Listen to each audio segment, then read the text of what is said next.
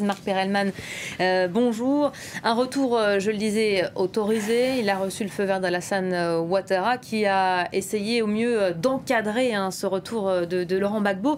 Quel est le programme exactement de cet après-midi? Alors, normalement, Laurent Gbagbo aurait déjà dû décoller depuis Bruxelles, où il réside depuis son acquittement par la Cour pénale internationale, vers Abidjan. Aux toutes dernières nouvelles, le vol qui devait décoller à 10h55 a un petit peu de retard, mais l'arrivée est prévue toujours aux alentours de 18h heure de Paris. Donc il y aura évidemment une arrivée à l'aéroport. Ensuite, l'ancien président Laurent Gbagbo doit se rendre parmi ses partisans. Alors on ne sait pas encore exactement comment ça va se passer. Il semble qu'il y aura quand même pas mal d'improvisation. Et une prise de parole relativement brève est prévue, sans doute devant ses partisans. Pas un grand discours, mais une prise de parole sans doute pour saluer son retour sur sa terre natale après 10 ans passés à La Haye. Donc c'est vrai que c'est un moment très attendu. Les autorités ont essayé de faire en sorte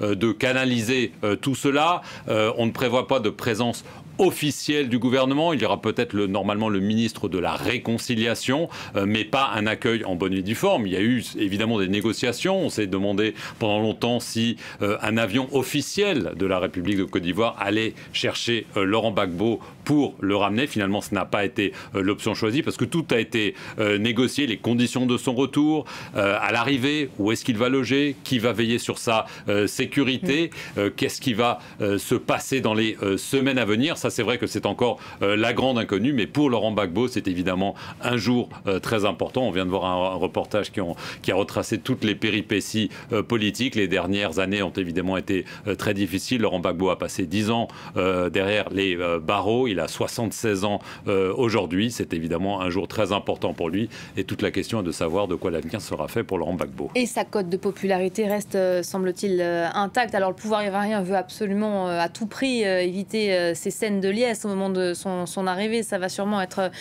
compliqué. On verra cela ce soir, évidemment. On a entendu certains de ses partisans dire c'est le Messie qui revient à Abidjan ce soir. Il y a des Ivoiriens qui s'imaginent déjà Gbagbo de nouveau président.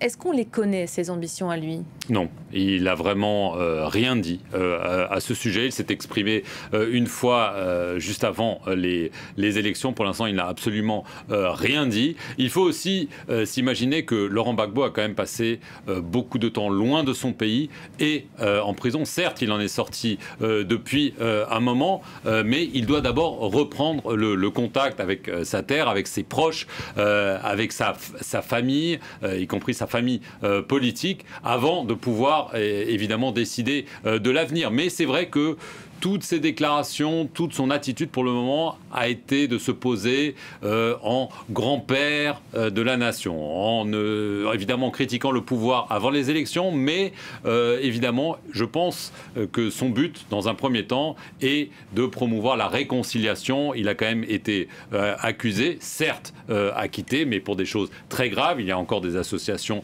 de victimes qui pensent que Laurent Gbagbo doit finir en prison. Et il y a quand même aussi une question qui pour l'instant n'a pas été résolue. Il a été condamné à 20 ans de prison dans ce qu'on a appelé le CAS de la BCEAO, la Banque des États d'Afrique de l'Ouest, qui c'était pendant la période post-électorale. Et cette condamnation à 20 ans, pour l'instant, elle est là. Et c'est la carte que tient encore Alassane Ouattara face à Laurent Gbagbo, parce qu'il peut y avoir une amnistie, il peut y avoir une grâce, mais on imagine qu'en échange, il y aura sans doute de la part d'Alassane Ouattara la volonté de voir Laurent Gbagbo jouer un rôle constructif et sans doute pas forcément un rôle politique à l'avenir.